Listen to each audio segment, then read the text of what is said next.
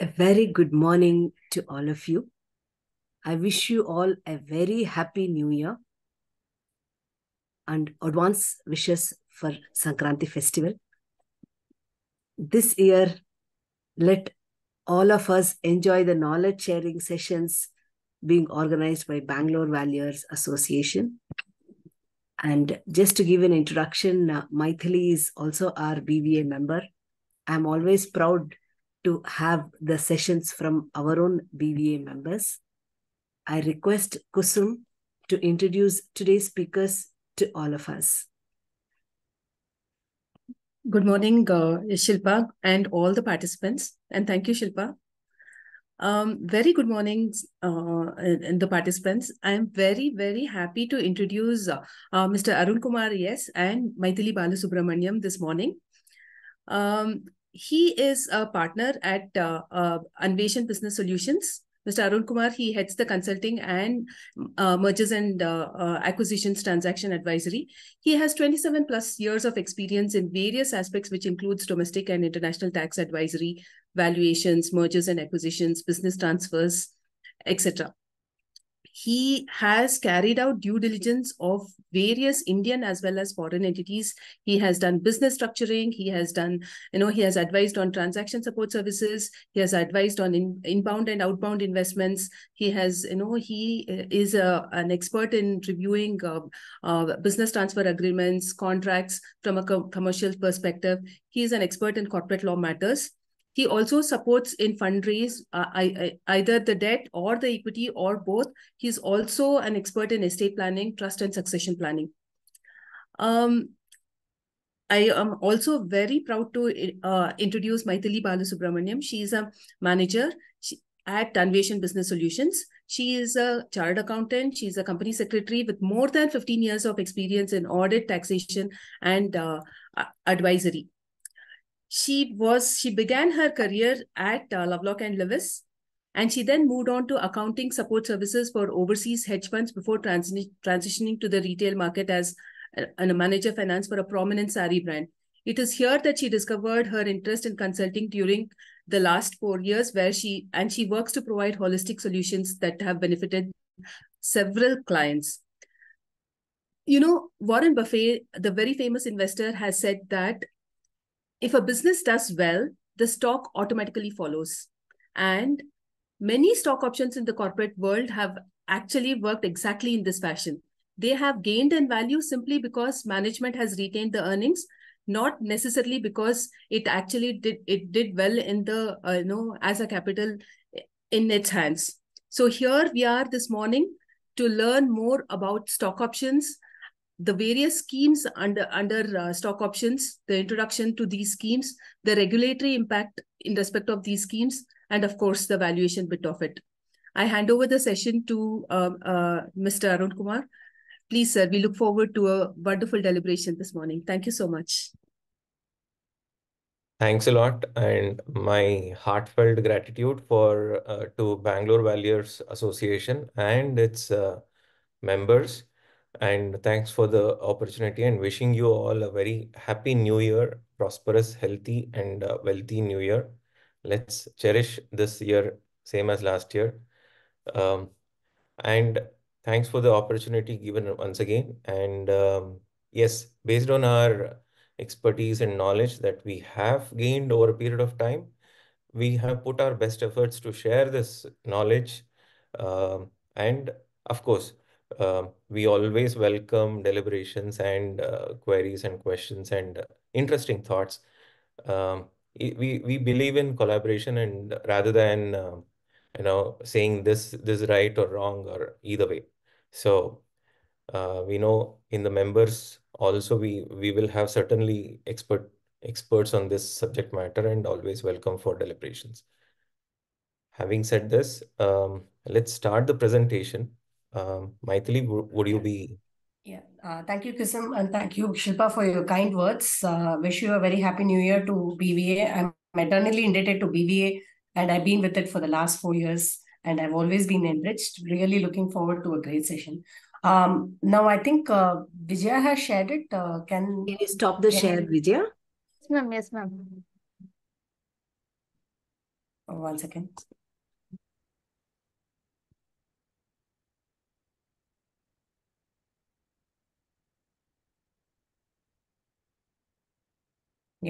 Yeah, it's visible now, Arun. Yes, yes. Thanks, Mythili. So, the way we carry out this session is between me and Mythili. Will pick up in between each of the topics and then have the session. And I think the queries or Q&A will be towards the end, if I'm not wrong. Thank you. So, okay. So we all know, friends, why do we have this stock options, or what we call it as long-term compensation plans? So the reason is long-term is it is long-term because the benefit accrues to the employees or the grant holder or the recipients over a period of time. It's not immediate. So it's like instant gratification versus delayed gratification. Delayed gratification is always having a higher and deep benefits to the recipient compared to the instant gratification. So having said that, we have this ESOPs is not new for us. It has been there for decades, and we all understand why it is all the more important. It is a structured program. It is implemented generally in corporates, that is private limited companies or public listed companies, to align the interests of employees with long-term success and growth of the company. Having said that, the rationale behind, we all know that individual growth along with the growth of the organization is important. It helps in attracting and retaining the talent. And also it helps in reducing the attrition as well as hiring cost. Having said that, it can be structured for employees, ESOP being available for employees, and we have looked at different alternates where it can be structured for external consultants and vendors also. Having said that, what we have also worked upon is we have seen where we have worked upon implementing long-term compensation plans, even for LLPs and proprietary concerns also. We have done that. So next slide, please.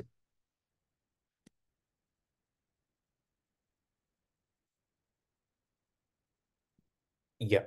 So here we know ESOPs. We generally understand what is ESOPs. ESOPs is employee stock option plans, but a variant or a subcategory under that is can be looked at as equity settled. That is where predominantly the plans provide settlement of the compensation through allotment or transfer of shares.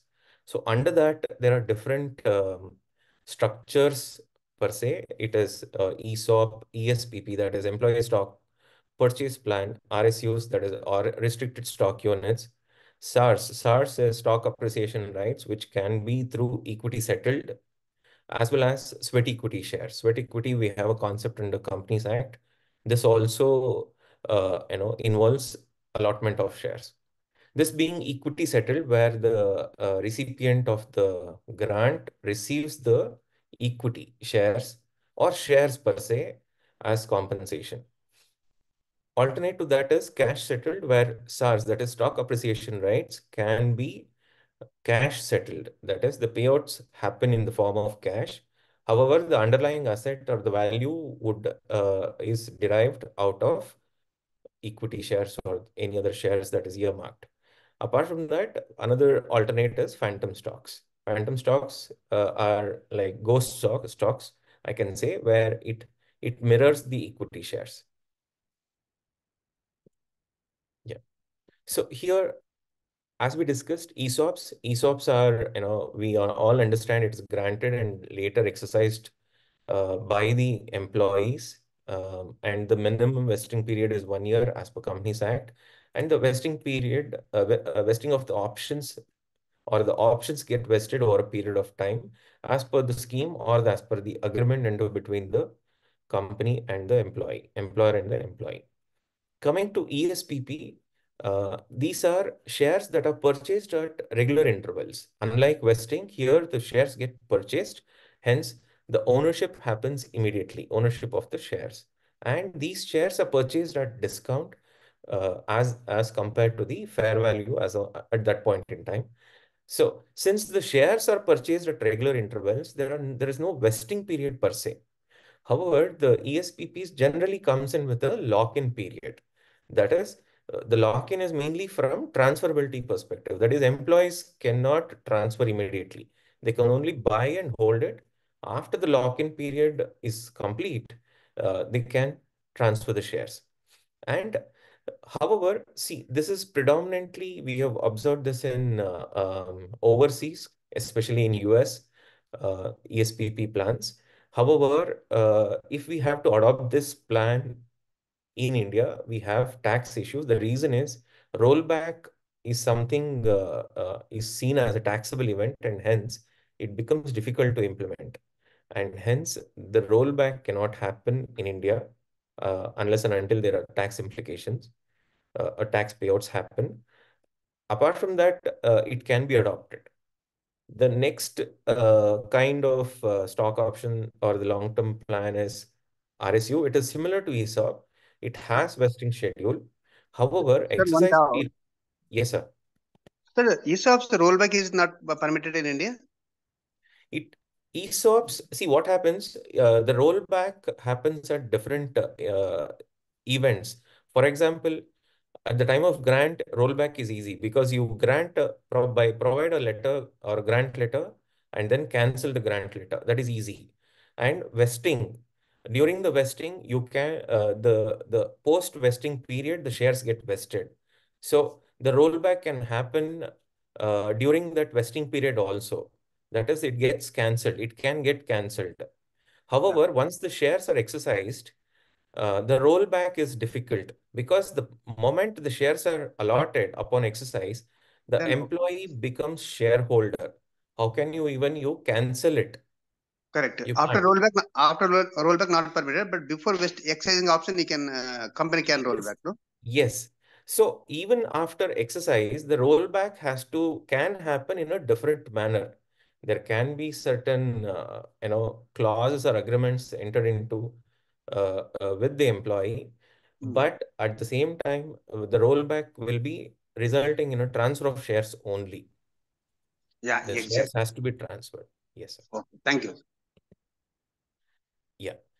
Coming back to RSUs, as I mentioned, it is similar to ESOP, but having a vesting schedule. The only change here compared to ESOP is the exercise period is within a time period. That is, the exercise period is limited from the date of vesting. Unlike ESOPs, where we have seen the exercise period is open-ended until the employee continues his employment with the organization. They are allowed to exercise at any given point in time. And generally, we have seen that exercise happens just before any event, that is any liquidation event, only to overcome the tax implications on perquisite. So that's the difference between ESOP and RSU. Coming to sweat equity, yes, this is a concept under Companies Act. It is issued at discount or consideration other than cash also. It is possible, and they are immediately allotted. Unlike ESOPs, where there are vesting period for employees to get eligible to exercise, sweat equity happens immediately, and um, it is built as part of the engagement. For example, if there is a independent director or an executive director who brings in technology to the company, then sweat equities are given in lieu of the technology that he brings to the organization. And hence, there is a contract or an agreement or employment agreement also, which talks about these sweat equity allotments. Mr. Arun, this RSU, Uh-huh. okay, there is no specific regulation, right? Like same ESOP regulations apply, right? It's just a terminology which is changed. You're right. See, RSU as well as ESPP, both are the terminologies or the nomenclatures adopted from West. Uh, they are they are prevalent in US, what we have seen, but there is no specific regulation per se in India. The only regulation that we foresee or observe is for regulations for ESOP and regulations for sweat equity under Companies Act, and the share-based payments gets taxed under Income Tax Act. Those are the only two regulations that we have. Apart from that, we have FEMA to certain extent under FDI and ODI. So, but ESPP and RSU have never been mentioned in any regulations. So that minimum vesting of 1 year will still apply? Yes, it has to. And the Otherwise, scheme. it has to. So that becomes difficult. The reason is RSUs doesn't have a vesting. Sorry, ESPP doesn't have a vesting period per se. It gets purchased in at regular intervals. So we cannot really relate it to a ESOP plan from regulatory perspective. Hence, it has to be dealt with separately. However, for income tax, it really doesn't matter. The reason is the minimum vesting period is only under Companies Act. But for income tax, it will still be treated as perquisite. It will still be taxed as per Section 17(2). Hope I clarify. Yes. Sir, which one is more beneficial from taxation point of view, RSU or ESOP? Sorry, from succession point of view, is it? Taxation point of view. Taxation. Income tax. No, I think taxation per se, it is all the same. I don't see any variation from tax point of view.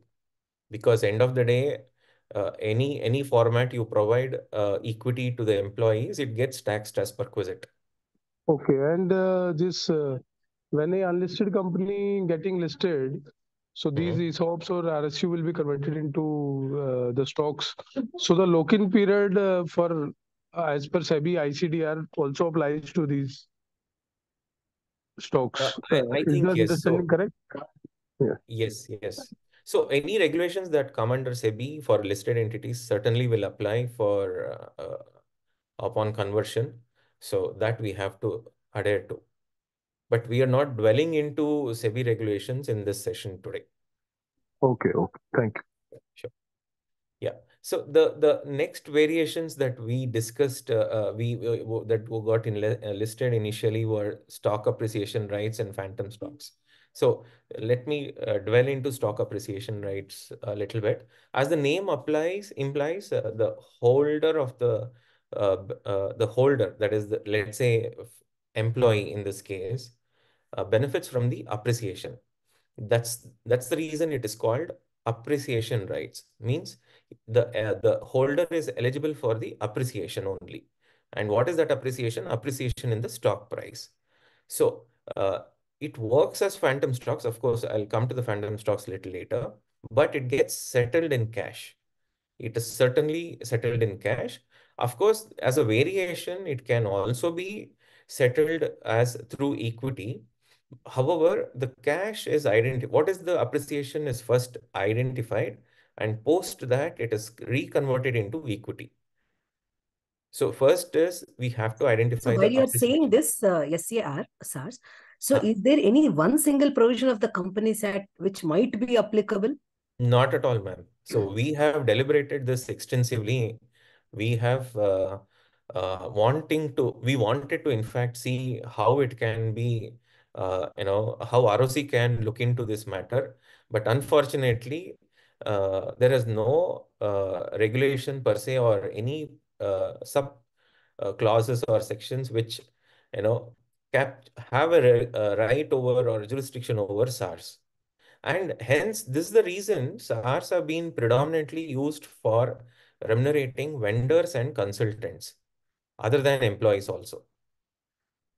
So, for example, let's say I'm a management consultant to X Limited. They can provide me SARs instead of paying me my fees as on that day. Where if I see there is a benefit, I can easily accept SARs and then hold it on for longer duration. So these structures are possible under SARs, through SARs for remunerating vendors and external consultants or other than employees. So these are simply a contractual arrangement of performance bonus, if I were to say, under the garb of stock, because you're not giving anything on stock. It's simply a performance bonus. The underlying criteria is used of stock. Can I You're simply absolutely right. You're absolutely right, Mr. Ganesh. Only that the value is derived out of the underlying stock, which is equity, underlying asset, which is equity, but it is all cash settled, and it is only a contractual arrangement between the recipient and the company. You're absolutely right. And since it is cash settled, so the taxation will be at current rate or the highest rate, and not necessarily at the at the rate applicable for long-term or short-term capital gains, Okay, or so rather long-term capital gains I'll in case park of this SARS. query. I understand. I'll park this query because when we talk about the taxation part, there I think we will address this.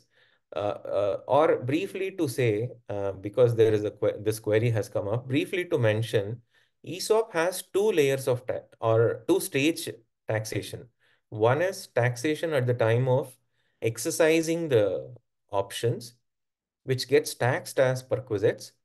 And subsequently, when there is an exit, that is when the employees transfer the shares upon a liquidation event, it is treated as short term or long term, depending on the holding period. Whereas in cash settled, it gets accrued immediately because the moment the cash is paid out, there is a payment made by the company, it becomes income in the hands of the recipient, and it gets taxed as salary if it is an employee. If it is a vendor or a consultant, it gets taxed as their business income. In case of SAR, how do you adjust it for bonus shares or dividends paid and all that? Suppose the stock price fluctuates because of these events also. Yes, yes. Any corporate action will also have implication on SARs similar to that of ESOP. So under ESOP, whenever there is a corporate action, we always say that it gets readjusted. Let's say if there is a bonus issue 1:1, the shares granted also gets adjusted with the bonus. That is, let's say 100 shares are granted to me under ESOP. Upon 1:1, I will be eligible for 200 shares under ESOP. Similarly, SARs also will get adjusted. And these are all driven by the terms and conditions put into the SARS agreement. So it works exactly the same as ESOP. Only difference that we observe here is the appreciation alone is paid to the recipient, number one. Number two, the shares are not allotted, but it is directly cash settled. As a variation to that, there are uh, uh, certain clients of ours also who have asked, can we do a equity settlement even in SARS? Which we have said yes. Then it takes the color of ESOP. That's where the complications arise, because the moment it takes the color of ESOP, we have to adhere to that 1 year minimum vesting period. Those conditions comes into play. So it is like going through SARS and coming back to ESOP, which is of no use for them. But eventually they wanted it and we have done it. So another thing is, with SARS, notes on contingent liability will become essential, because in the case of ESOPs, it's not about contingent liability, but about SARS, there's a direct impact on the cash flow of the company. you're right. So the accounting part, of course, we have captured it later. However, just to brief it, the accounting for SARS, you're right. We just capture it under contingent liabilities under notes to accounts, and no accounting is carried out because there are No. no guidelines to Just to prescribe. correct that, Arun, for SARS, the accounting guidance note mandates carrying Okay, on a okay. provision, because it is considered as a share-based payment system. So you have to capture it, but the allowability under income tax would be something that we need to dwell on. in the sense that when there is a scheme granted and there is a grants for SARS to different people, you will have to carry it because financial statement do get affected. But whether the same is allowable under income tax is something which is specifically income tax related query. We will dwell on it as and when we come to that particular slide. Ma'am, is there any guidance note on this SARS? Yeah, SARS also, because it is a share-based payment, it comes within the purview of the guidance note for how it applicable for ESOP and other payments, because the underlying is still an equity value. Guidance note is largely for India applicable companies or regular companies? Sorry? Both, because the guidance note, it is for India is applicable. You have a separate, I think India is 102, which becomes applicable for those transactions. In case of other companies, which is IGAP related, you will have the guidance note, which has the impact. And also for cash settled, we have to do a fair value every end of the year. Yes, we will touch upon that. Yes, as you say, because it is there is a carrying value and it gets restated and it is like derived every year. It is not, this thing you will have to restate the value, carrying value, and also adjust the provision accordingly. Whether only registered value can do it?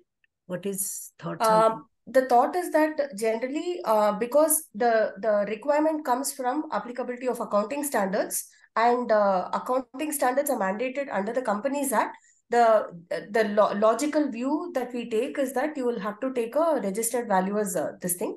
Where it is not within the purview of an accounting standard under the Companies Act and it is part of consolidation, we generally suggest that even any other professional can also provide the report. Any other professional? In the sense that if any other accounting firm, because it is completely up to the management, there is no requirement under Companies Act to follow an accounting standard. If you're doing a consolidation under any other regulation.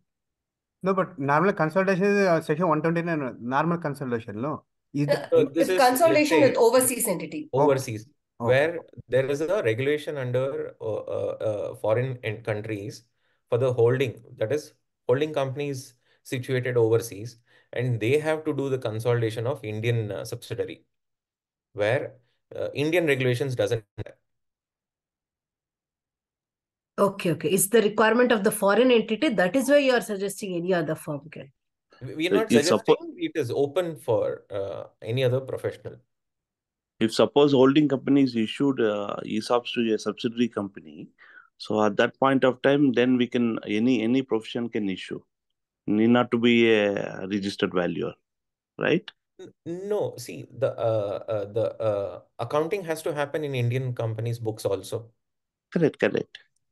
So, but see, the holding company regulations will follow either US GAAP or IFRS according to your respective regulations. So, in that case, any profession can issue. Need not to be a registered valuer only, right? Yes, that is the thought process that we have adopted, because specifically Companies Act doesn't call out, and the requirement for registered value is called out as part of Companies Act. We generally take a lenient view and we say other professionals can also issue. Okay, from income tax point of view. But there is no written mandate with regard to all these. Correct. There is nothing written under the law. It is just more of a practice that is generally a logical application of the provisions and practice. Yeah, agree. From income tax point of view, only MB can do. Merchant banker only can do, right? That is with regard to exercise and not for this thing. Not for the purpose of carrying a provision.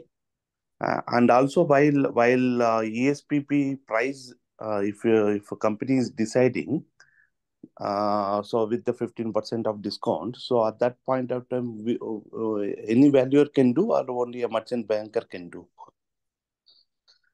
See, ESPP, according to me, we are looking at from income. If we are looking at from income tax perspective, certainly a merchant banker is mandated. Yeah. And if it is from accounting perspective, then I personally prefer RV valuation. Okay. Because assuming the guidance note applies. Okay.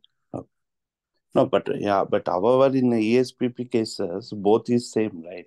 So they will get only a 15% discount. One price has to be decided. That's it.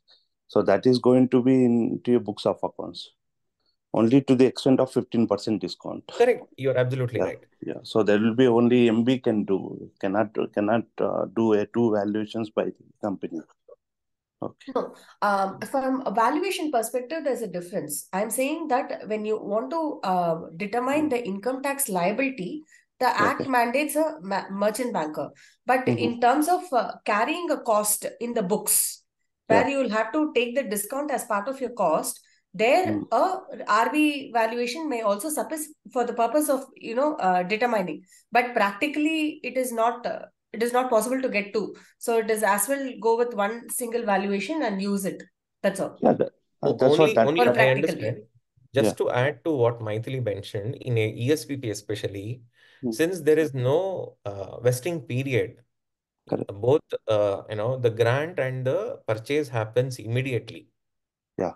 I understand your query. Because of that, you're asking how do we address from valuation perspective. Correct. So you're right. So generally, that is where ESPP, first of all, is not, though it is a variation of ESOP, from regulatory perspective, it may not be treated as ESOP.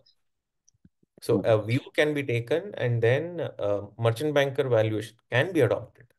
Can be adapted. Only a 15% discount is at the employee Correct. cost for You're right. them, so they can Absolutely. accrue it. That's it. So there's You're nothing absolutely. more. You're right. Only with the MB only we can conclude the accounting also. Okay, thanks. Thank you. One small request. I know you would have next slide on this. You said SAR equity settled will take the color of ESOP. So ESOP scheme and something like special resolution, ordinary resolution or shareholders approval will start after they decide that? No, we always recommend whenever there is a scheme floated, because even for SARS, there needs to be a scheme. The scheme should have all the terms of the scheme. Every situation that needs to be added, or every condition or the rights and obligations, etc., that needs to be captured, has to be captured in that SAR scheme also. So we always recommend this, and we request the companies to approve, that is the shareholders to approve at the time of floating the scheme itself. Because the scheme itself will have whether it has to be cash settled, or it can also have a equity settlement also. So it is like ESOP only. And it is like ESOP. Yes, you're right. So when assuming we do not have we have only cash settlement initially when the scheme is implemented, and subsequently if the management wants to, or the directors wants to amend the scheme to include equity settlement, again we recommend them to take shareholders approval. So whenever there is an amendment, we recommend to obtain shareholders approval so that the things are clear amongst the equities or the stakeholders. Okay. Actually, I thought it's more contractual in nature. And it is, but the moment you bring an equity into picture, also see whether it is contractual in nature or not, the authority has to come from the board of directors and the shareholders, because there is an underlying asset, and that asset is nothing but the equity share. Hence, we always tell them, please inform your shareholders before taking any such implementation activity. Yeah. So here, the SARS, what happens is only the appreciation is settled to the recipient. That is, let's say in year 21, there is a grant price at 10 rupees, and at that point in time, the current stock is 100, and that means the benefit, the current price is 100. That means from 100 it has moved to from 10 it has moved to 100. That means 90 rupees is accruing to the employee who joined in 2021. Whereas for employee who joins in 2023, let's say grant price is 50, because the fair value at that point in time is 50 and the current price is 100. That means for the employees who joins in 2023, the benefit or the settlement is only rupees 50. So this is the variation in SARS. Coming to phantom stocks, it is the value, 100% value of the shares Could you please gets repeat this example of 10 rupees, 150? Okay, so let's say in 2021, an employee has joined, and that point in time, I will say it's not grant price. It is grant price as well as the value as on that day is 10 rupees. And today, as we speak, let's say in 2024, the price is 100. That means to say only 90 rupees is the appreciation, not 100, but 90. That gets accrued to the employee. So let's say there is a settlement event happening in 2024, basis 100 rupees as fair value. That 90 rupees gets paid out to that employee. Sorry. Am I clear, Kusum, here? Yes. So, but when this 90 rupees gets paid out, it gets paid out as perquisite or whatever. No, not As a perquisite, actually as salary itself. as salary, yes, you're right. And it is taxed at the full rates, even though it is Yes, you're right. 2021 when it was actually granted, and the current rates apply just because it is cash payouts that is happening in that period. You're right. It gets taxed as salary at normal rates. Thank you. Yeah. Coming to phantoms, in case of SARS, we understood only the appreciation gets settled. In case of phantom, it is not just the appreciation, but the entire value of the shares is settled as cash. That is, same example, let's say 100 rupees is the current price, and this is now the settlement has to happen. The cash settlement will be to the extent of 100 rupees and not 90 rupees. That is the only variation compared to SARS. And Will this be yes, treated as perquisites no, it or will be perquisite treated as tax? salary. No. At the It time will of be treated as execution, salary. the time of settlement, I understand. Before settlement, when the contract gets recorded, Mhm. will it be treated as perquisite? No, it will not be treated as perquisite Okay. because there is no, what do you say? It is just a contract. There is nothing that gets paid out or nothing gets, But the but according recipient but but accounting, you are doing the provision as per Mythili, right? accounting, where there is a variation between accounting and perquisite taxation, that is taxation.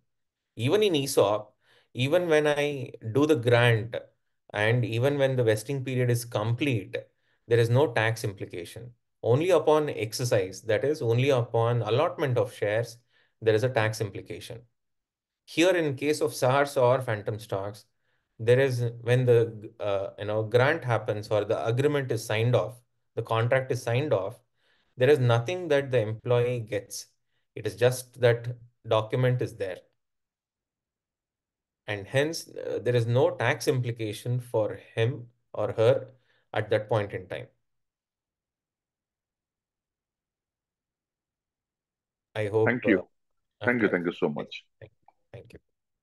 Yes. So the life cycle, we all understand the life cycle of long-term compensation plans or ESOPs.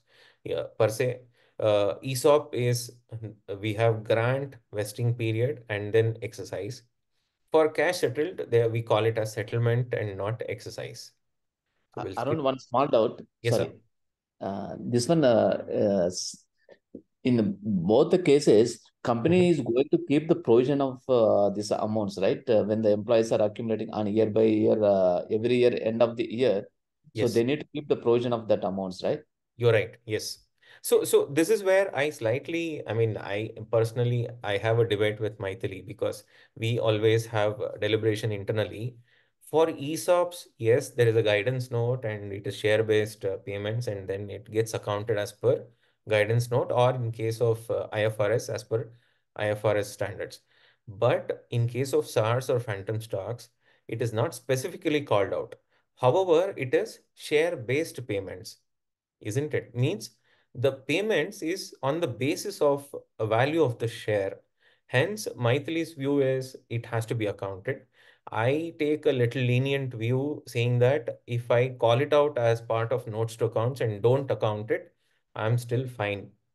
So this is a debate between us, but broader view I would recommend to all of you is please look at from a broader perspective.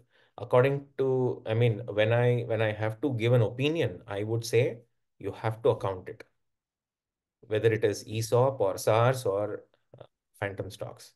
But see, we are following the accrual basis of accounting. In Yes. this system, when we are keeping the provision, so do you think the departments, they will allow us to keep that provision, and when we can book this one as expenses? Only during the settlement, or even every year we can keep this provision and we can book the expenses in the company accounts? See, the provision is always based on certain probability, and it is not an ascertained liability, according to me. Uh, Even in Can I say ESOP, something here? let Adding me. to that only because so that since you said this, because I wanted you to drive this. Yes. What if we say it is not share based? I'm just asking you so that you can help in clarification collectively. I say that the performance will be linked to oil price. Okay. Instead of shares of the company, I say oil price. Same thing, everything else is the same. One employee got it based on the share of the company. The other person got it as per say oil price or shares of the some other competitor. Now please help me in the provisions, sir. Very interesting. See, yeah, it all depends on how the accounting happens. Okay. And when we try to apply the guidance note, we have to look at those valuation mechanism. I think we have slides on that to specifically talk about. My only point here is um, the accounting has to happen on a prudence basis year on year. However, allowability is different. Allowability comes into play only when the expense is accrued and discharged, liability is discharged. Even in ESOP, we are of the view that the expense is allowed to the company only when the shares gets allotted or on upon exercise and not during the vesting period. And I think there are certain case laws also to talk about this.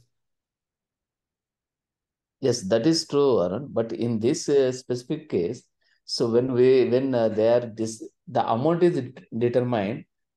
Okay, for the employees also, they knows that what is the status of that benefit for this current financial year.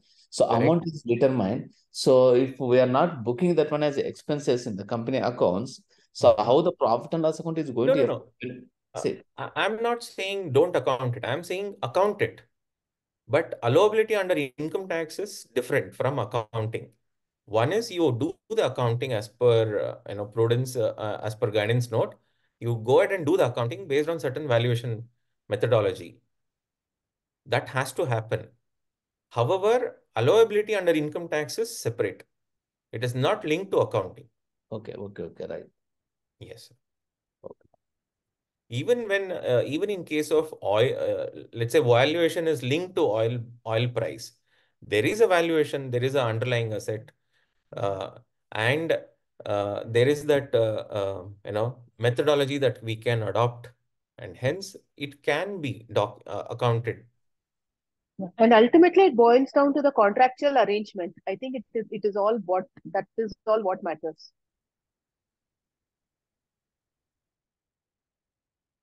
Yes. So we'll move on to the next slide, constraints of ESOPs. So, so these are the few constraints that we have observed while implementing ESOPs. So, ESOPs per se, we all understand that it has to be in certain structure and there are regulatory requirements. And because of that, as Shilpa called out earlier, when ESPP takes the, SARS takes the color of ESOP, what do we do? Because there is a vesting schedule, or ESPP taking color of ESOP. there is a vesting schedule that is prescribed, minimum vesting period prescribed under Companies Act. So that 1 year has to be complied with. That means to say we cannot accelerate, within 1 year. Minimum has to be 1 year. And there are do's and don'ts prescribed for ESOP. That is, to whom we can grant it, to whom we cannot grant. There are restrictions, and hence structurally and because of regulatory requirements, there are limitations or constraints. That is one. Now, interference. The moment the employees become shareholders, they get all the rights that they can exercise as a shareholder. And that means to say they can also have the voting rights. Now, so one of us, amongst us, we can say that it can be non-voting rights. Yes, but apart from voting, they always have the other rights, like shareholders having access to the books of accounts, participating in meetings, etc. So these are, we call it as interferences, and the promoters may not really appreciate or prefer to have such interferences. Hence, this is another constraint that we foresee. Next is the ESOPs cannot be structured or provided to a consultant or a vendor. That means it has to be only for employees and in certain situations, directors. Hence, that is another constraint. And incidence of tax, we all know that the moment the exercise happens by the employees, even though there is no cash flow to the employee, he ends up paying taxes based on perquisite valuation, perquisite calculation. And hence, the incidence of tax also is a constraint. Of course, there are planning around it, and we can always time the exercise close to a liquidity event. But it is a constraint in itself, though there is workaround. So these are the constraints of a plain vanilla ESOP structure. I will go to the next slide. Mr. Arun, one query. Yes, ma'am. You said that SAR can be used for payment of vendors, but then because we are following all the ESOP regulations, we are stuck there, no? Because ESOP doesn't permit vendors. No. So when I said SARS can take the color of ESOP only when it is equity settled.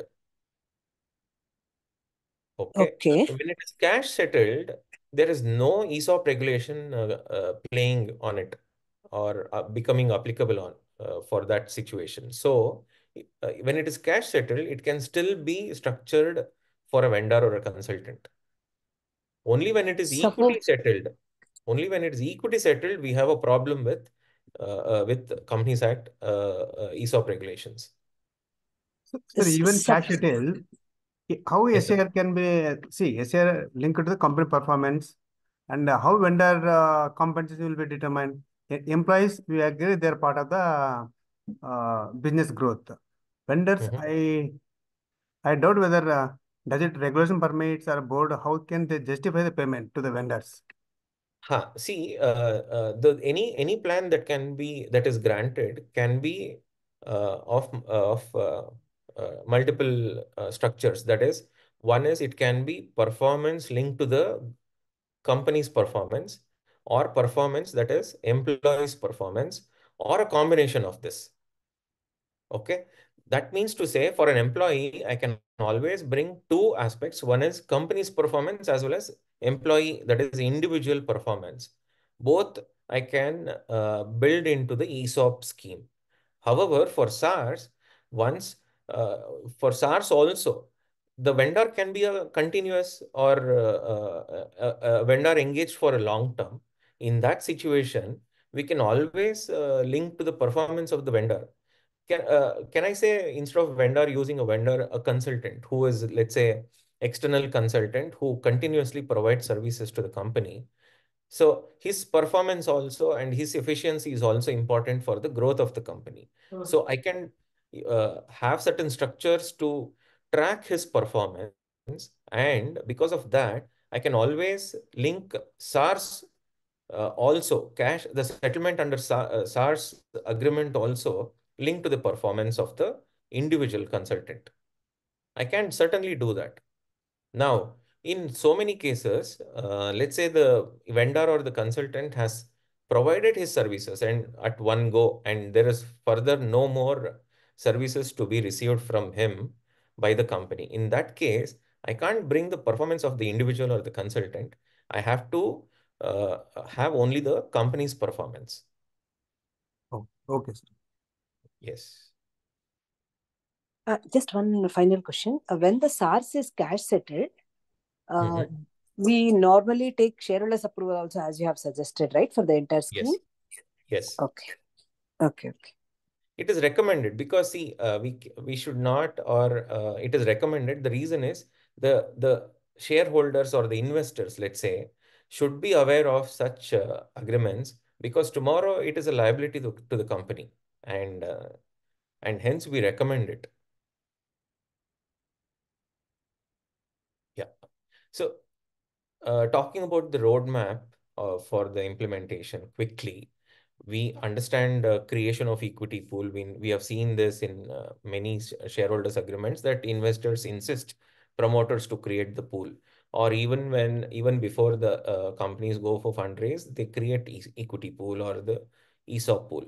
Once that is done, we have to have the drafting, that is the documents in place, and then once the documentation is ready, it gets approved by the board of directors, and then it is placed before the shareholders, and then it gets approved. After that, either the committee which is set up for managing this plan, they take it over, and then they do the individual implementations with the specific employees who are eligible. So internally the committee can discuss, or it can be the rights can be given to the board of directors, or the rights can be delegated to the HR head also can carry out these functions. After that, the grant letters and other vesting period and other things that gets executed with the employees. This is the roadmap for implementation of long-term plans. So, as Shilpa ma'am was asking, is it required, is shareholders approval required for cash settle schemes? Though it is not mandated under any regulation, it is a recommended to follow the structure. One more query. Yes. Since you have mentioned about ESOP pool, okay, what happens in an ESOP pool is you just identify that this 10%, say for example, is a standard thing. 10% ESOP pool is agreed in the term sheet fundraise. This is what you have mentioned. So what is the impact as a valuer? So what happens is, when I take dilutive equity shares, what should I see as a valuer documentary proof? Because one terminology in a term sheet I cannot take that as a base for my dilutive equity shares calculation. So can you throw some light on this, how the company should, what should the company do for me to consider that ESOP pool as a part of dilutive equity share? That is when my calculation and the cap table calculations match, right? Yes. So I'll ask Mythili to address, because. So what we do as a practice is we generally request for a board resolution saying that the board has an intent of creating so much in terms of pool. And we use this as documentation in case we have to take it as part of dilutive. Because most of the cases, it's only a carve out. And it is, as you say, it is only as part of term sheet. And justifying that becomes because we don't have any other backup document and term sheet cannot be provided. So we generally take it as part of board resolution, and we mandate it certified by the directors, and then we take it. Because it's more like a commitment from the management that they are going to go ahead and carve out this pool.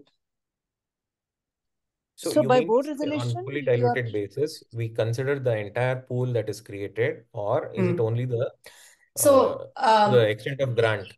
So what we also do is that most of the cases we have no scheme in place at the time, and only only the term sheet or the outlining saying that the investor has said that so much pool has to be created. Some practices we have seen is people insist on having only vested options taken, and they ignore it. there are few valuers when we even sometimes we take as fully diluted because everybody has decided on the price and they want confirmation on the price because it is on a fully diluted basis. So there, what we say is that we take it as a addition to the value in terms of this pool. If it is actually converted into cash, then what is the inflow on that, and then take it on a fully diluted basis for the whole pool. That is one other alternative that we do. You take the exercise price calculation also as if it's an unpaid capital, like yes. Okay. That is one other alternative, because most of the cases it is a stickler to the price per share, and there is not much we are able to push back and tell them. So though we can read out the law, the concept of fully diluted basis is fully ingrained for them. Fully diluted basis is irrespective of whether any allotment has happened. It's on the complete value of the pool.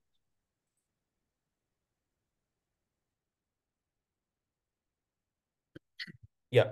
Thanks for bringing out both the interpretations. I was confused which one to follow. Yeah. I think we added to the confusion. So it is all the more important for you to justify yourself which is the right way. Because see, these are the things that is not addressed in any regulation per se, and we try to adopt logical way. Yes, going after, getting into the key aspects of the scheme. Let's dwell into a little bit on the key aspects. Of course, when we talk about here, we have tried to talk about ESOPs, and then wherever differentiators have to be talked about, we have brought in. One is participants to the scheme. So ESOP per se, participants would be employees of the company and its group companies. When I say group companies, it can also include overseas subsidiaries and group companies and associates. So and group companies and group directors, excluding independent directors. So executive directors are alone considered as eligible for this. And exclusions are employees as part of promoter groups and directors who are holding more than 10% of the company's equity. However, there is a carve out for startups. These two exclusions are exempted for the first 5 years from date of their company's incorporation. And as I mentioned, as we discussed extensively, cash settled schemes, we can always provide the same for advisors, consultants, vendors also. Now, administration of the scheme, the board of directors are the authority to administer, or it can be delegated to a compensation committee or to any specific person also, being a HR, for example, it can be delegated. And the same thing applies even when there is a amendment or cancellation or replacement of the scheme.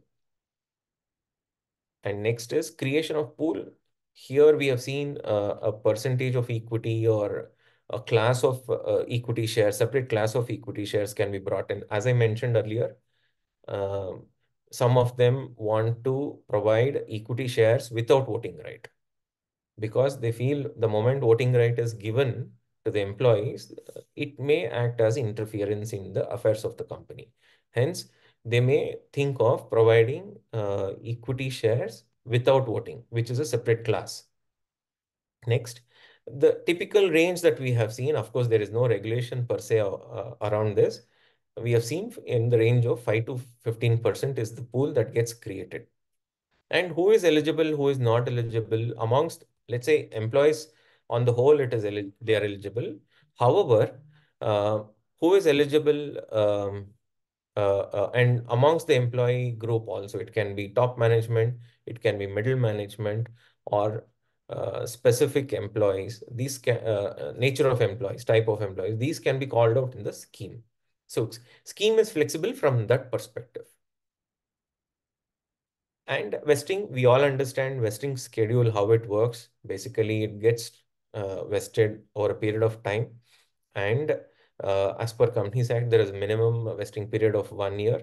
And the manner of vesting can be annual, monthly, quarterly, or with a cliff. Cliff is where it starts with a small percentage and it gets vested in large percentages towards the end of the vesting period. That is a cliff. And exercise price is determined as per the scheme. I mean, it has to be mentioned in the scheme. It can be either a discount to a fair market value, it can be fair market value, or it can be a face value also. So anything can be as exercise price. However, we understand that under Companies Act, we cannot provide free of cost. It has to be at least minimum face value. And transferability of options. Generally, transferability is restricted. It is not allowed because it is given to the employee and not to anybody else, and hence it is not transferable. However, upon demise of the employee, the vested options gets transferred to the legal heir or the nominee of the employee. This we have seen situations, and yeah. Uh, the scheme also talks about on the transferability and the events where it gets transferred. Next is cash settled schemes. In case of ESOP, we can have a variation saying that the options which is granted and which gets vested can also be settled in cash.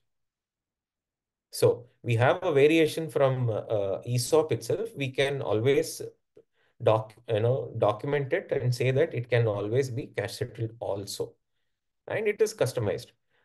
Yes, Shilpa ma'am, you have a query. While you say that non-voting rights can be given to employees, as far as your experience goes, how many cases have you seen that, percentage wise, how many promoters have actually showed interest in issuing non-voting rights to their Ma'am, employees? in our experience, people always prefer SARS or phantom stocks. Only in case of startups. Okay. I'm talking about other than startups, they prefer SARS or phantom stocks. In case of startups, I don't know why they do not look at other alternates, but I think it is because of the industry itself, the technology IT industry. They always prefer to give equity shares. SARS and equity settled? No. In case of other than IT industry, we have experienced that the promoters want to adopt SARS or phantom stocks. Okay. SARS and phantom, which is cash settled. Okay. And in technology companies, we have seen that they want to adopt ESOP, plain vanilla ESOPs, that is equity settled. Okay, I was actually thinking the other way around. Now we have people coming up with different combinations also. They say that we have an existing scheme. We want you to look at any other alternative SARS scheme or any other, can you repurpose a scheme? So we have people coming up with those kind of requirements. But of late, we are seeing a lot of people prefer the cash settled schemes. Whatever be the reason, probably easier implementation. They don't have to go after the employee or whatever the reason. But now we see a lot of intake for that. Yeah, and if I look at from institutional investors per se, they always insist that it has to be plain vanilla ESOP and not phantoms or SARS, because for them the interest is to retain the talent and give the feeling of that ownership to the employee. Of course, if you ask me, SARS and phantoms wouldn't give it, is it? No, I would say yes. Even that is fair enough to provide that ownership feeling, but it's just that perception of the promoters and the investors. So until now, this is what we have seen. So let's see moving forward how it happens. So in the SARS settled scheme, cash settled scheme, only it's see, someone says, okay, I have to pay, and you close the scheme, but you don't pay. It becomes a payable. Then also the scheme is closed, na? From a bookkeeping perspective, once it is granted and the pool is exhausted, the scheme is complete from the perspective of granting. However, as long as the grants are held by either employees or consultants, the scheme is in play. All the terms and conditions and the structures that are built as part of the scheme continues to apply. For example, the event of payout. That is very, very critical from the recipient perspective. What is that event? Is it time-based? Is it event-based? Or is it performance-linked based? Or a mixture of all these? That is driven by the scheme, or even, and the scheme guides the agreements or the contracts entered into. And hence, I would say, though the pool is exhausted, the scheme doesn't come to an end. It continues to exist. Hope I've clarified that query. Yeah, no, I was only thinking what happens is you issue the SARS, say that 2023 December 31, the valuation will determine the payout. Okay. So come 2024. So technically the scheme is over. The cutoff date was December 31st, 2023, and the amounts are also identified.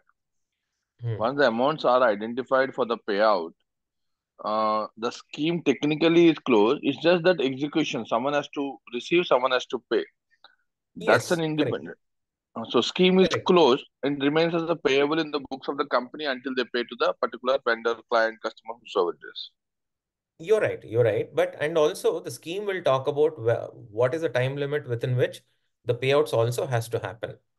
And if the company defaults on that, the recipients have the authority to claim and, undertake legal actions. Thank you, sir. Yeah. So yes, going further on the key aspects, this is one of the critical aspects that we always look for, that is employee-related events.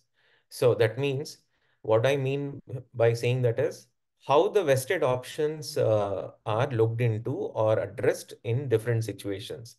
So this is again just based on our past experiences, and it can vary. It can be structured differently also. For example, in case of resignation or termination, what happens to the vested options? Vested options continue to be held. Now, termination may be for different reasons. Termination for moral turpitude, or some other activity that has been committed by the employee. Then upon termination, the scheme may say that vested options also get cancelled. That is what is addressed in the next line, that is termination due to misconduct. It can be cancelled. Now, early retirement approved by the company, they may say the vested options is eligible, can be carried forward and is eligible for exercise. Unvested gets cancelled generally. So death, held by nominee and is eligible for exercise. Then permanent disability, again held by the employee or the participant and is eligible for exercise. Abandonment means they just don't report and then they just don't turn up also. They're not traceable. What do you do? It gets cancelled. Even vested options gets cancelled. And any other reasons, if it is not documented, then it is the discretion of the administrator, that is a committee or the board of directors. And we always recommend to capture as much situations as possible, because it will not give room to deliberation or interpretation at a later date, or litigation for that matter. So then all the things based on the policy. Yes, yes. All these things have to be brought into the scheme itself. Yes. I have one question. Yes, question. Is this scheme transferable in case of any resignation or a termination? Like one No, employee? not at all, sir. Not at all. Why is that? I'm just curious. No. See, if I think from the employer or the promoter perspective, if upon resignation, the vested options, I'm saying, first of all, that the person who is resigning is eligible for exercising. Okay. Then let him exercise. Why should he transfer to somebody? So that means to say, first he has to exercise, take the shares, and then transfer the shares. No, I'm talking in case of resignation or a termination. Yeah, resignation also. Okay. What we are recommending is, we recommend them to, first of all, we say it has to be allowed that vested options for exercise can be carried forward. That means there may be a window. Let's say third year he's resigning. And there may be a window of saying within 8 years he has to exercise, or within 5 years he has to exercise. Otherwise, it gets lapsed. If there is a clause like this in the scheme, that person who resigns in third year is eligible to exercise within that next 2 years. Okay. Okay. Then he has to exercise. Also, to add on to that, the ESOP scheme, which is provided under the Companies Act, it provides for non-transferability of the options. You can't transfer to anybody unless it is in the case of a death. See, logically, when you also place it, it is like allotment. No? When it is like you can use it as a mechanism for allotment, then why do we have rights or private placement or anything? This is something which has been a carve-out provided under the Companies Act exclusively for the purpose of employees. Having said that, you have to going with the spirit of it. It is also logical why they have brought about saying that you can't transfer options except in case of death. That is not a controlled situation. So that's why the transferability itself is per se this thing. Then anybody can transfer it to anybody. It doesn't sit well in the law. Okay. So in this situation, then we may have to close this, then probably give the option to a different employee. Is that true? Yeah, this gets cancelled. If the employee doesn't want to, carry forward his right to exercise at a later date, it goes back to the pool. Yeah, it goes back to the pool, and that pool can be utilized for fresh issue, fresh grant. Okay. Okay, that's what I was. Yeah, thank you so much. Yes, sir. So just wanted to share my experience. Yes. When the ESOP scheme was done, the investor was requesting for a clause that upon death or permanent disability, the unvested options that is granted and not vested will lapse. But then under the Companies Act, we saw there is this restriction which says that it is automatically get vested upon death and permanent disability. Is my understanding right? Yes, there is a specific call out with regard to that. But I'm not too sure because operationally we have never seen. So there is also one point of the law and the other point. In case of companies, they generally take a very liberal view saying that, see, the employee has actually worked with us. There is no reason for us not to honor the commitment. In terms of, we will have to provide him in some fashion. Let it be through this. So they're not too fussed up. But I did come across this situation where in case of death or permanent disability, it gets automatically vested. How did you handle it? Actually, in the Companies Act, these provisions are there. Correct. So while we Under were drafting the the scheme, regulation we had to rules. check the regulations of the Companies Act. Because he was requesting for it, can it be cancelled? Then we said, no, only this provision, only this, nothing else is provided under the Companies Act. Yeah. I'm not recollecting the exact provisions, but this is what that shareholders and debenture rules under that ESOP scheme, it has actually been provided. I also came across the same. Yes.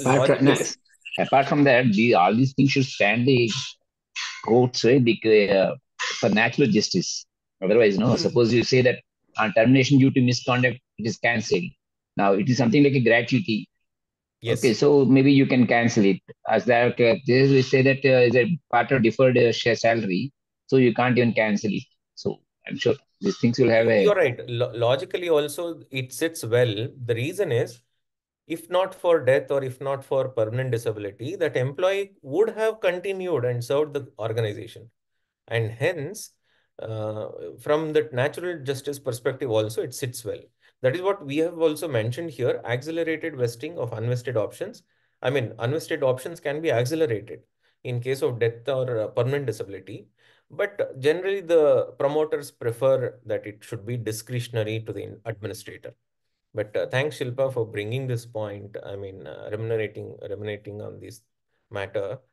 So one more small doubt. In case of a merger or amalgamation, these unvested shares will also be eligible for the swap ratio and all that calculations. How does it happen?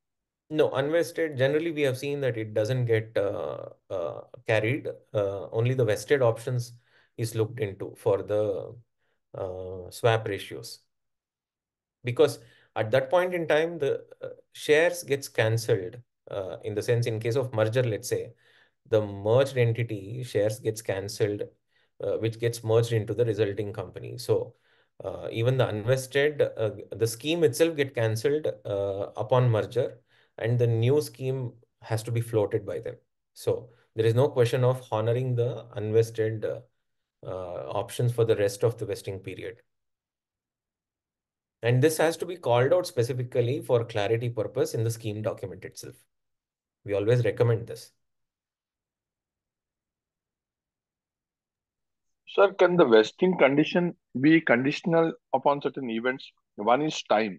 You stay 1 year, you get so much, 2 years, so much, just simple time. Second thing is on performance. If the company performs so and so, it gets vested, otherwise it doesn't get vested. So why I asked this question is, so this is linked to the previous question what Shilpa is saying. If it is based on time, and if an untimely event of death happens, it was beyond him. But if it is based on performance, then unvested shares need not be given. So that's the reason why this question. No, so what you're trying to say here is the vesting period gets extended based on the performance or non-performance of the person. That means to Not say, vesting period. Not vesting period, sir. I'm saying that you say that I'm granting you, say, 10,000 shares. Is it allowed? I don't know. 10,000 shares, 10,000 options, and each option is one share. And 20% gets converted after year one. 30% gets converted as on the can get vested whenever the company reaches certain EBITDA. Example. Is it possible to give like that? yes, absolutely possible. That is where I was, I think, mentioning it can be based on the performance of the company. It can be based on performance of the individual or time-based or a mix of these three. Yeah, exactly. In that case, when an untimely event of death happens to any person, any unvested shares logically can be given because it's an unfortunate event. Because the time-based, it's a vesting. But if it's a performance-based vesting, the unvested options need not be given and it can be cancelled. I know it's a matter of litigation, I would say. The reason is, see, I don't think Companies Act would have called out how should you deal with time-based grants and how you should deal with performance-based grants. We will certainly look at those regulations and come back. But I think Companies Act would be plain vanilla It's provision. all the accounting standard which creates all those complications where it says that if it is performance based, do you recognize it or not and all that. But as Arun said, it is plain vanilla when it comes to ESOP. Yeah, so it is difficult to justify that it was performance linked and hence and that event has not happened or that achievement has not happened and hence I will not give you the unvested. That is difficult to argue. So once the shares are exercised and issued to the employees, so can we have that locking period also after that? And our locking period also, and one condition that if they want to sell it, then they only have to sell it to the promoters or the company only. So can we keep those conditions? So see, ESOP scheme provides until the grant and the exercise happens. Post that, ESOP schemes cannot regulate any of those things. That means to say there should be a separate agreement to guide these things. I think generally the employees should sign off adherence agreement to the shareholders agreement. Also, the moment they become the moment adherence agreement, they have to sign off adherence that they will adhere to the shareholders agreement that is in place between the shareholders, and that agreement can talk about how to deal with these shares. sir, another point is once the shares allotted, shares are freely transferable subject to restrictions. So you Correct. can't give the restriction other than unless the law says like promoters lock-in. So once shares Exactly. are vested, then they will become freely subject to AOA. Now, as part of this shareholders agreement, there may be this adherence to the drag along and tag along and right of first refusal or right of first offer. Those regulations, those clauses will apply to these employee shareholders also. And of course, articles So, deed of provide. adherence is mandatory for that, or Mythili, you're saying something? No, I said that it's a contractual agreement, so it will not be mandated under any law, but it is a best practice because once you become a shareholder, you have to what do you call adhere to it. Otherwise, you can always go rogue, no? Otherwise, at least provides you a contractual what do you call binding or the binding, support. some way Yeah, where you are. So where I have seen that many of the companies are giving lock-in periods after the exercise also, so that that 1 or 2 years also get extended for the employee loyalty with the company. And the other thing that they don't want the employees to sell these shares to the outsiders, so that no any outsiders can come into the shareholder list. So one way that these companies are using the trust route, I guess, but I'm not sure whether that would be feasible for the small companies or not. Yeah, trust in itself is a costly affair to maintain. Anyways, we have addressed the trust route, but I understand, Mr. Sagar, when you said that the promoters do not want third parties to enter the cap table, and so many times it can be competitors also trying to enter into the cap table, which becomes very difficult for the promoters from looking after their regular affairs than into this. So hence, what can be done is you can extend the vesting period or extend the delay the exercise period. So that is one way to have a simple simple way you can structure it to avoid or delay these things. But to bring in lock-in, there should be another contract with the employees where they can always park it in escrow. If you want that structure to be very strong, you can ask them to put it in escrow, and only upon certain events happening, they are eligible to transfer it. So the moment the employee shareholder agrees to adhere to this escrow, it becomes a contractual agreement, and hence it overrides that regular regulation of restrictions or not having restrictions.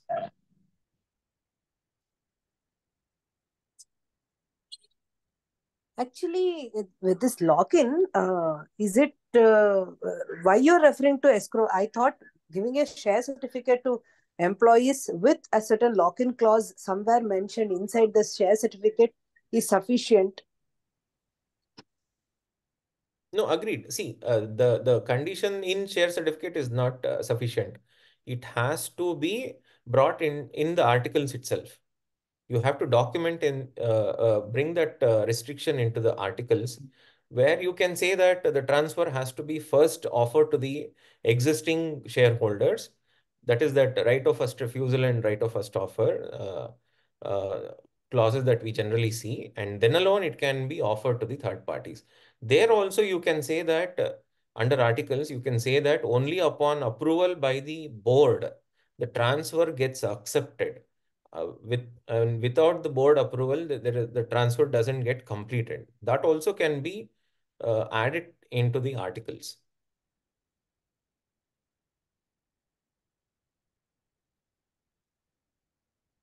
Hope I'm clear on that. Yes. Yeah. So then the other key aspect is sale of stake by promoters.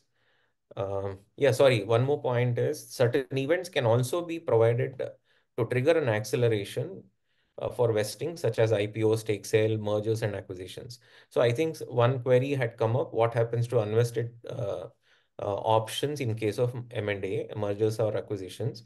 So there can be a point that brought into the scheme itself that in such situations, the board or the committee has the discretionary powers to provide acceleration for such for vesting of such unvested options. That also can be brought into the scheme. Yeah, the next aspect is what happens when there is a stake sale by promoters. So generally, when there is stake sale by the promoters, it can be partial or it can be full exit that happens. In such situations, buyers also would want the employees to exercise their vested options and then participate in such stake sale. And because of the drag and tag along rights, similar to drag and tag along rights, the clauses can be brought into the scheme document where they are forced to compulsorily sell the shares in full. So this is another point that we generally observe. And yeah, the next few more key aspects here: lock-in period. The company may impose lock-in period, yes, though it is not mandated by any regulation. And exit available to the participant. These are the different situations. That is, one is sale to a new investor, that is acquirer. There can be a buyback brought in by the company, and through IPO they can exit, or it can be settlement in cash. That is, the options gets cancelled or purchased by the company, and the money is settled in cash. Next is exercise of options. ESOP does not provide a time period. Some cases they provide time period. That is exercise I'm talking about, not the vesting. That is, some of the schemes talk about what should be the outer limit for exercise, after which it gets lapsed. So that can be brought in. And there are certain events that trigger exercising. Once it is vested, it gets exercised automatically because of certain events that can also be brought into the scheme document. That can be, for example, change in control. That is, the control from the existing promoters move to a new shareholder or the new set of people, and hence there is change in control, and because of that also you can enforce exercise. These are forced exercise events that happens. And in case of exercise and immediate sale, the benefit of long-term capital gain wouldn't be available. That's another point that we just brought in, because exercise happens immediately just immediately before the liquidation event. And in case of other cash settled plans, similar trigger events can be brought out for payments, and it can be defined clearly in the scheme document, or there can be discretionary powers provided to the administrator. For example, they may say that for wedding of a girl child of an employee, they can accelerate the phantom stock settlement. That is possible. We have seen such situations. Or for education purposes for employee children, they can accelerate the trigger events. That is, there can be an outer, but if there is a situation where there is a need for money for education purpose, they can accelerate. Or there can be a medical situation where they can approach the company for accelerating the payouts. So these are some things which can be documented, brought into the scheme document, and then monitored. Yes. Next slide. Any questions here, sir? My question here is, can I have the scheme, SCR scheme, and mention in that scheme that it can either be cash settled or equity settled at the option of the company? You mean to say either cash or equity at the option of the company? At a later point of time. Yes, the moment you bring equity into picture, it becomes an ESOP. So rather, you can structure it as an ESOP and then bring a clause for cash settlement. Oh, okay. ESOP cash settled. Yes, that is possible. Okay. At the option of the company. Yeah, at the option of the company or at the option of the employee or certain events based, you can structure it. It is flexible. Oh, okay. Yeah. Thank you. Yes.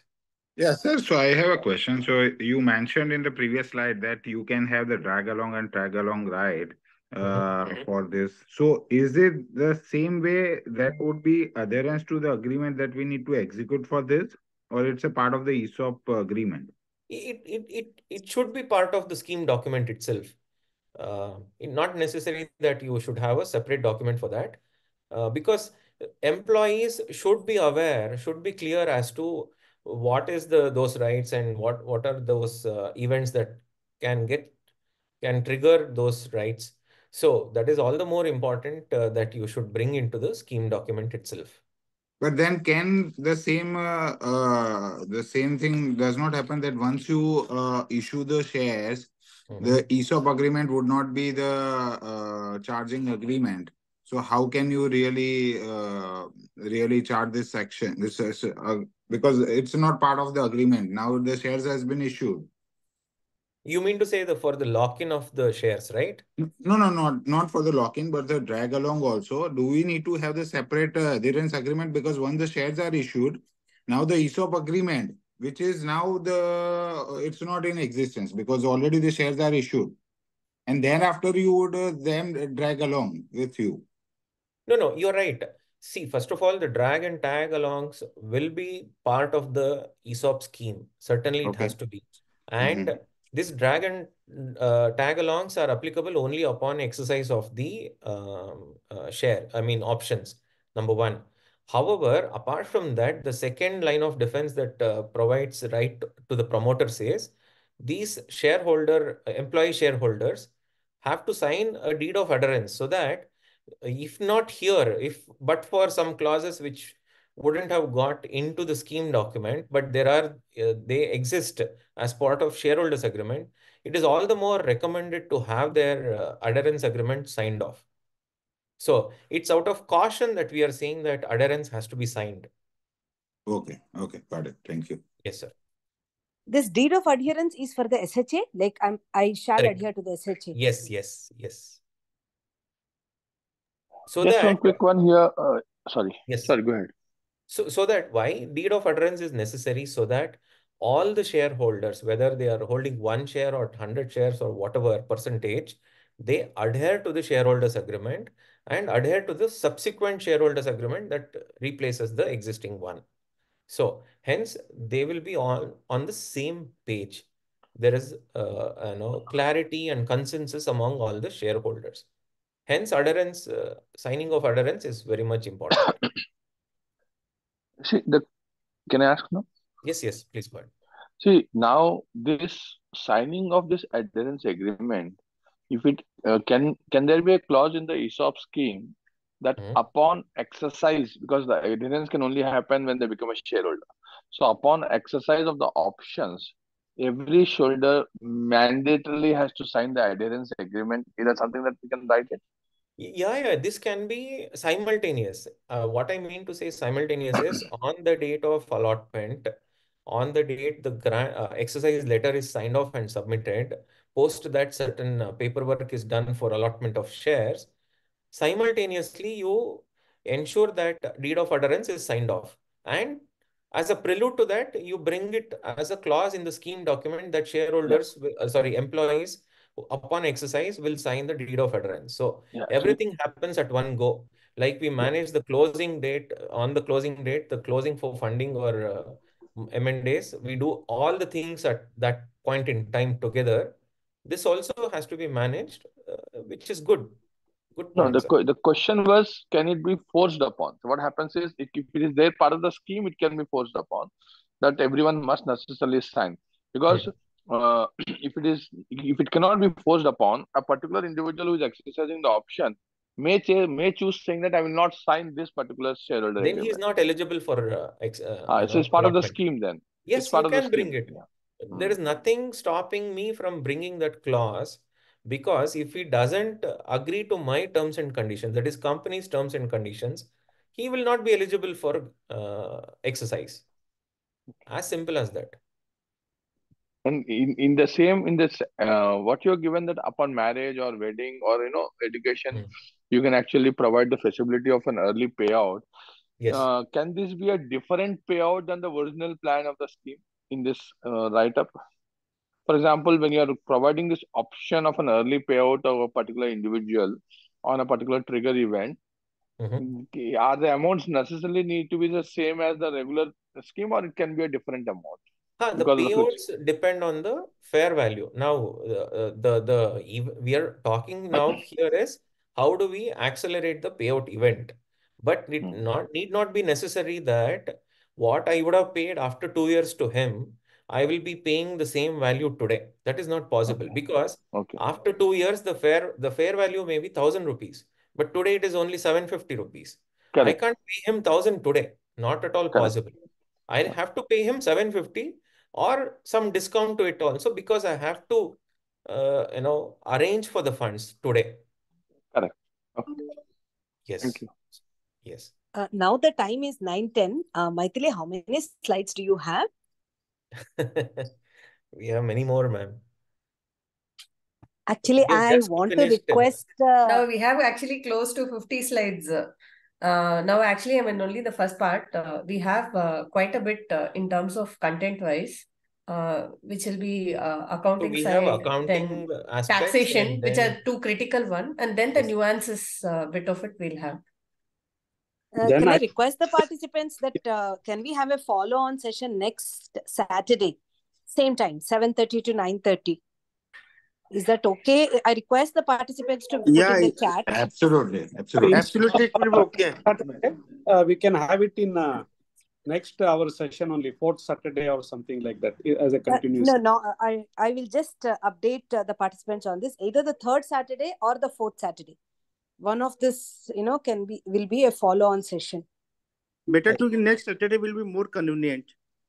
Yeah, even I'm in that favor. Mythili, hope Mr. Arun and Mythili, is that fine? We are okay because we have the presentation in place. Arun will have to let us know. Yes. 20th is the next Saturday. I'm fine. We are fine with that, ma'am. We'll get back to you on that, Mythili and Arun. We'll just discuss internally and get back to you when we can have a follow-up session. Thanks. Sure, Ravi. So, but it was very interesting because the participation is very high. I think it makes sense for us to, have a follow-on session and not rush through the concepts here. Yes, please. I'm not even sure in one more session it will be over. Given the way we are. I suspect the same because we are just at the tip of the iceberg, so we have a lot more to go there further. But we'll see how we can speed up. Yes, we have 20 more minutes. Let's see what all we can cover. Yes, this is again a brief on what are the documentation that needs to be looked into, bare minimum mandatory that we look at. One is minutes of the meeting of the board of directors, then presented before the EGM, then the scheme gets approved, and then there is an agreement which is signed off, which is a carve out of the scheme. And then we have grant letters and nomination forms. And then, of course, upon exercise, the share certificates, if it is in equity settled plans. So this is the brief on the various documents. Of course, apart from grant letter, there is exercise letter to be also part of this. Yeah, any questions here? Okay, we'll move forward.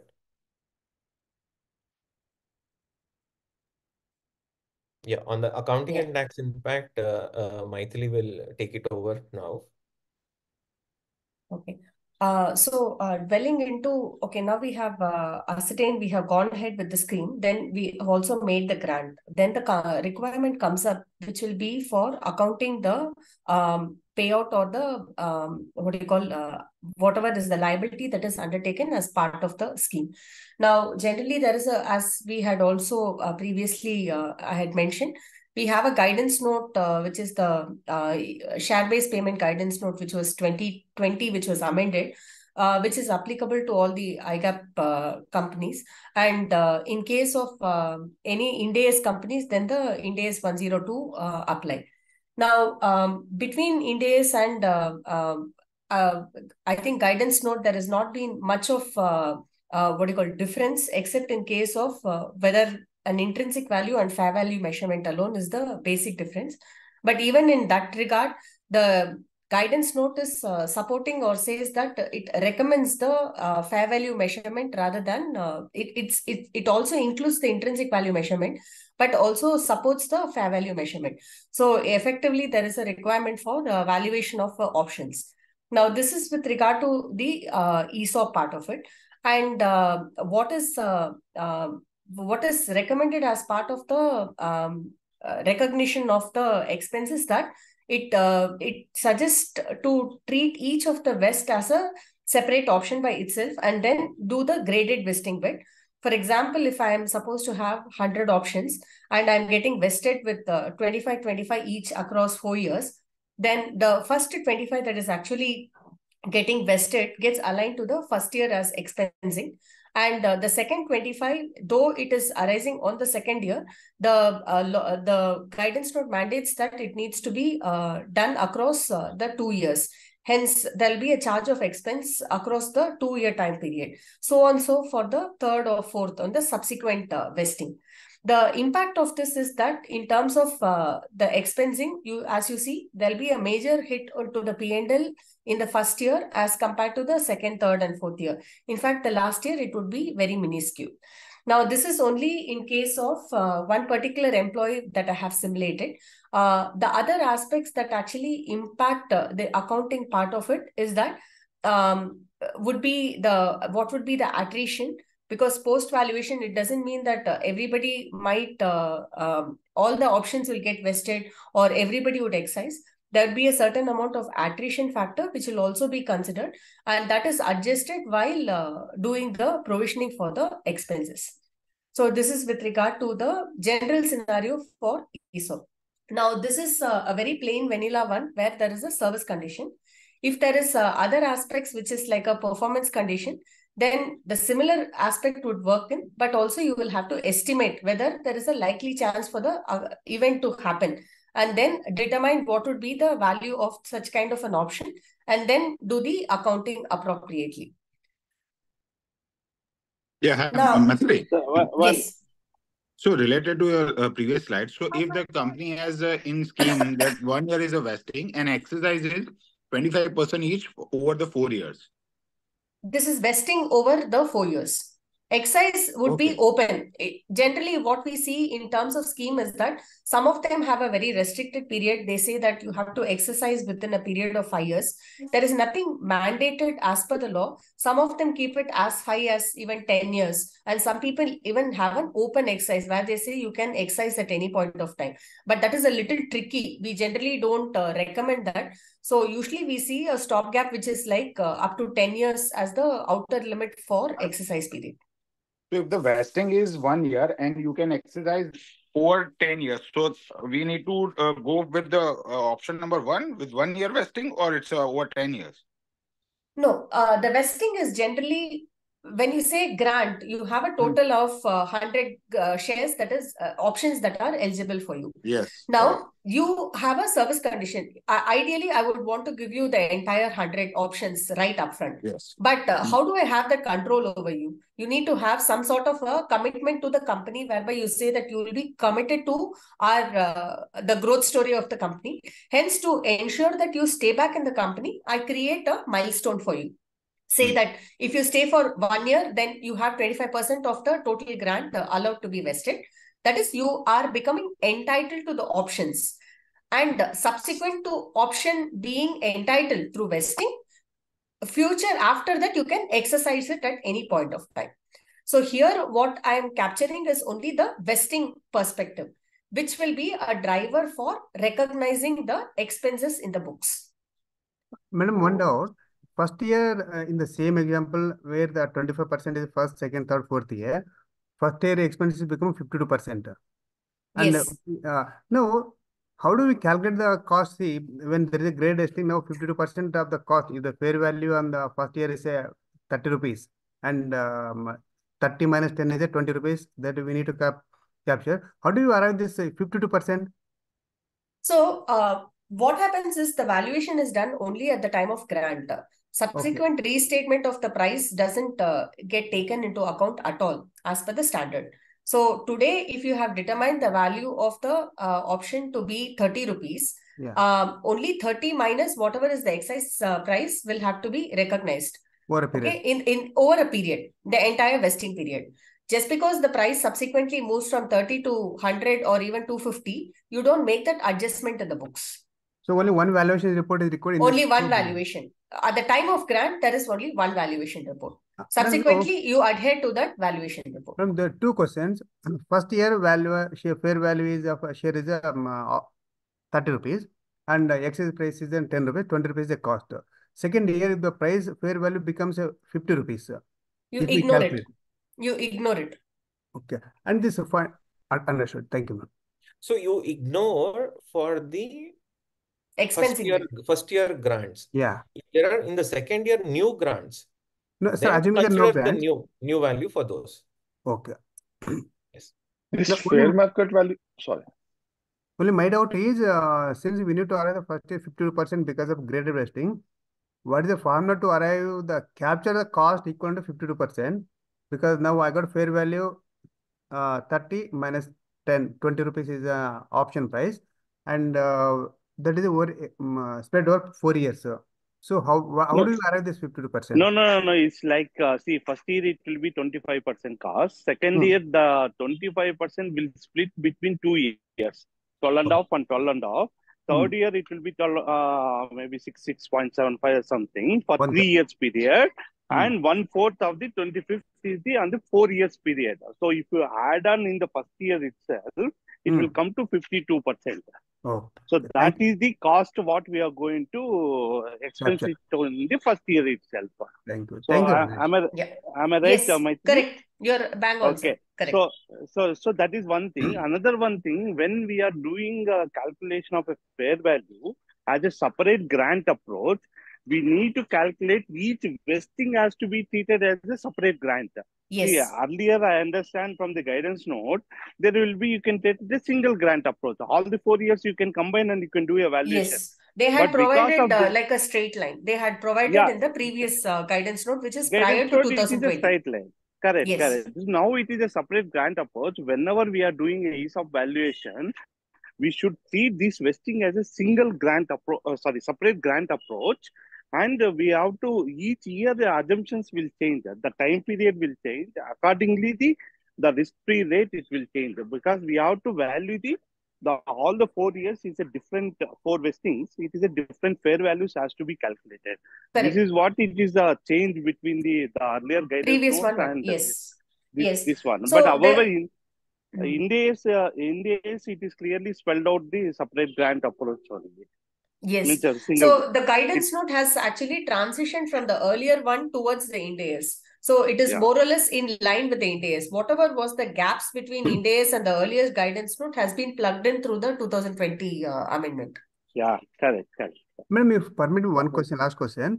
Now, if the 4 years is the option period, you are saying the valuation is only required first year, 30 rupees, second year, third year, say third year, second year, due to some reason, value becomes say 200, just discussion. The cost we are not capturing, it comes only at the year end, at the 4th year. Is it correct?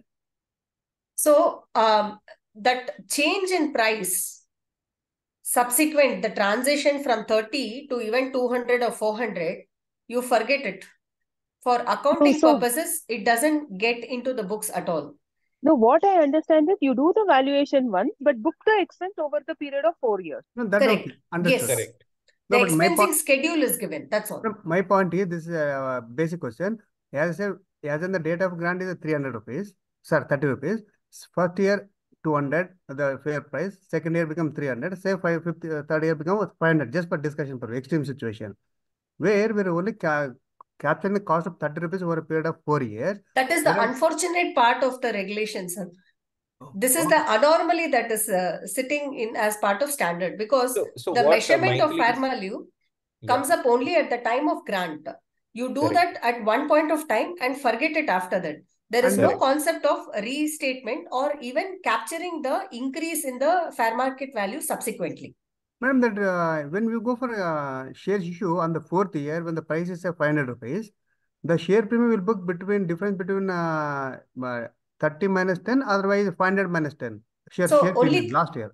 Last year, it will go only from 30 minus 10. So it means that once ESOP is adopted, everything is frozen. Share premium, price. Frozen. But they make a distinction for the employee alone. There they capture the full value.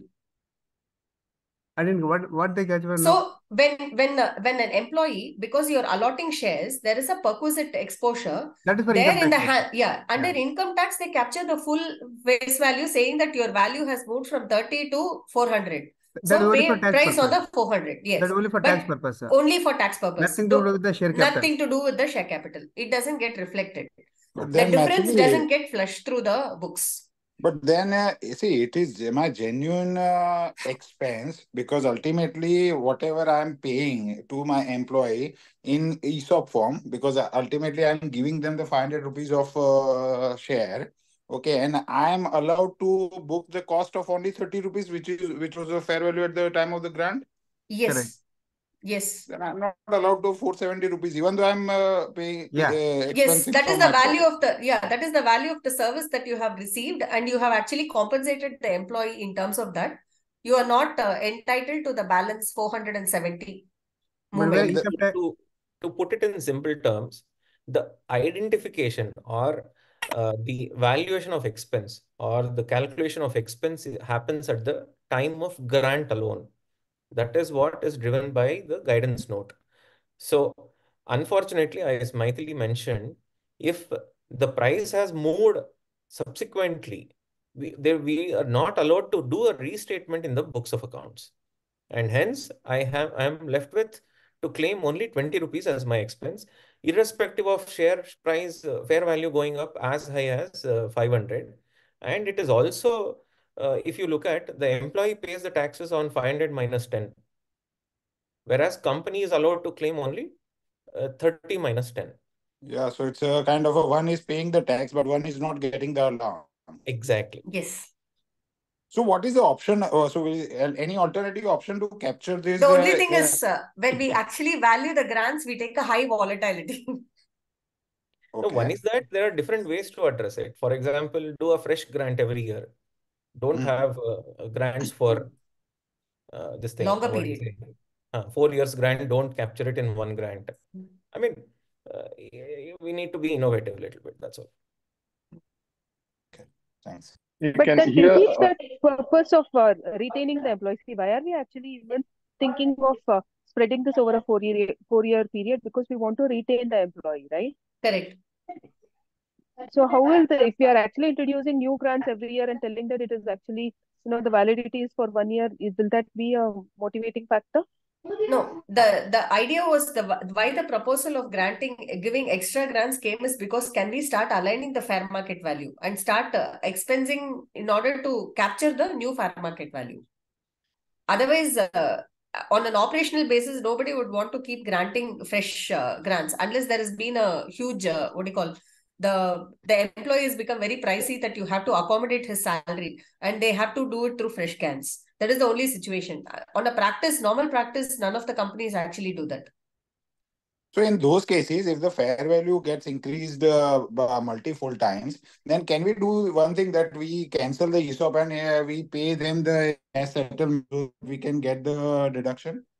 Yes. So in that case, what happens is if you convert the plan from a equity settle to even a cash settle, then what happens is you have the eligibility to claim the entire amount as expense. Because that will But one thing that definitely needs to be looked into is whether the company has adequate cash flows. Correct. That is a very critical factor. So you will have to create cash flows in terms of getting as part of some funding round and giving a cash out to the ESOPs. Repetition question. The same logic holds good even for India is also same, is it? Fair value? Because Yes. There is no difference between that. Okay, thank you.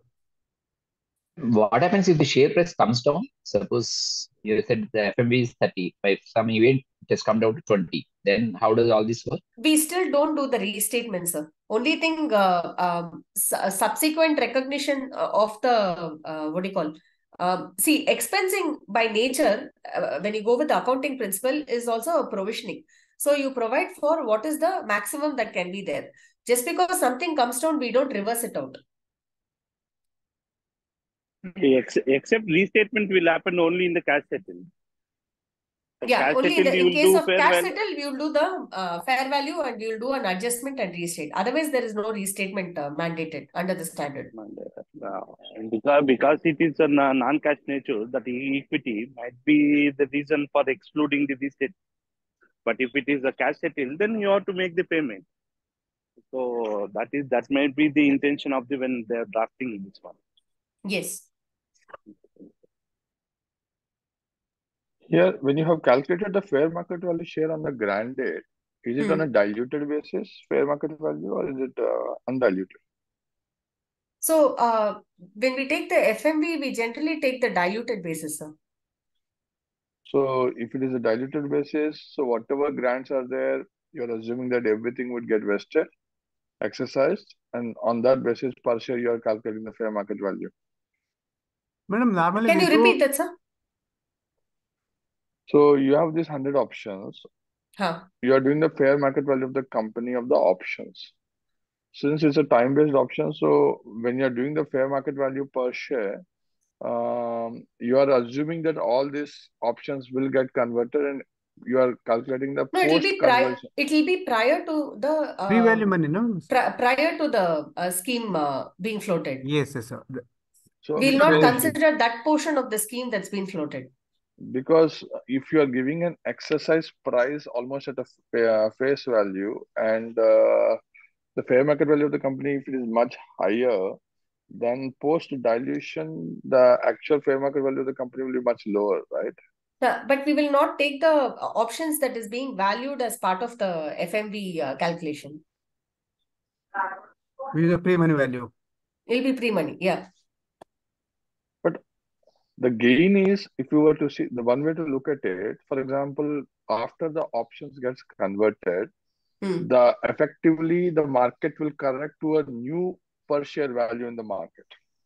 I, as an option holder, would get one share based on my option. So my gain is only to the difference between the revised market value and my value. So I don't. That's the reason why this question is whether it should be a diluted or undiluted. But if you're doing it prior to the grant, then for me, I don't think I will take the the diluted number prior to that. So whatever was existing prior to the grant is what I will take for dilution, and I will not consider that actual grant that is going to be made as part of the denominator. And how can that be the option value then? Because what is the option value? When you say fair market value of an option, essentially saying I, as an option holder, is going to gain so much because of this particular right.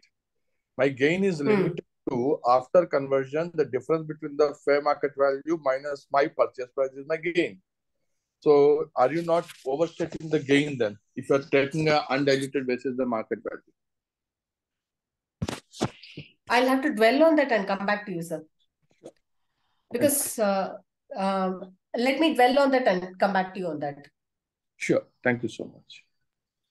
No, this concept of pre-money and post-money is what we are talking here. Yeah. So we'll revert to you on that.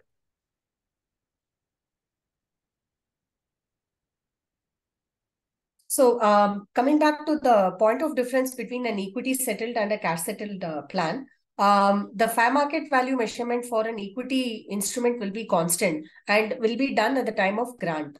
Whereas in case of cash settlement, what we do is that we restate the liability at the end of every year. It is remeasured. Hence, and the liability is carried in the books. So for phantom stock and SARs, which are cash settled, it will come through this particular aspect where the restatement to the fair market value happens at the end of every year. So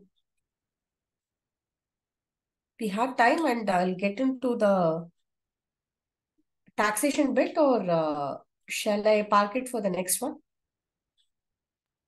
Think we should park it for the next one, and maybe if so you that could there'll just be a send flow. us the slides, maybe it will help us to kind of just go through this and then be prepared for the next meeting. Sure. Actually, Mythili, you said you had a point of discussion. No. I will take it up as in when. Because I think we've had enough questions being asked through the process. So I think there's been a two-way clarification, and we've also got certain insights into a couple of aspects. Yeah. Can we come to the end of the session now, or anyone has anything to say now? I request Mr. Chandrasekhar. I request Mr. Chandrasekhar to formally extend vote of thanks on behalf of Bangalore Valuers Association. Thank you, Shilpa. And I take this privilege to thank speakers on behalf of a BVA session. I thank Mr. Arun Kumar and Mythili.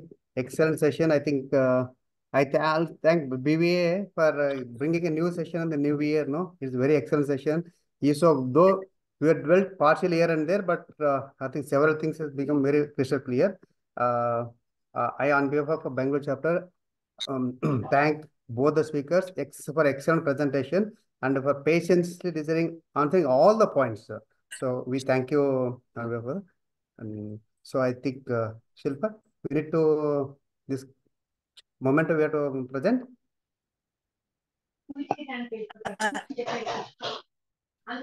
Yeah. We will be presenting the virtual memento now, and then once the session gets over, we will actually be I think in the couriering line the of memento. Yeah, I think in line of the vested options, we will do it in graded vested now. We'll have first session, then we'll have second, and then we'll have the third. Yeah, sure. Thank you. Thank you, Shilpa. Yeah, we'll have a follow-on session as discussed, either third Saturday or fourth Saturday. Myself and Mr. Ravidranath and internally the committee will discuss and then get back to the participants. Yeah, sure. Thank you. It has been a great start. Thank you so much. Thank you so much. Thank you. It's pleasure is ours to be here, and thank you very much. And we'll look forward to the next session. Thank you all. Thank you so much.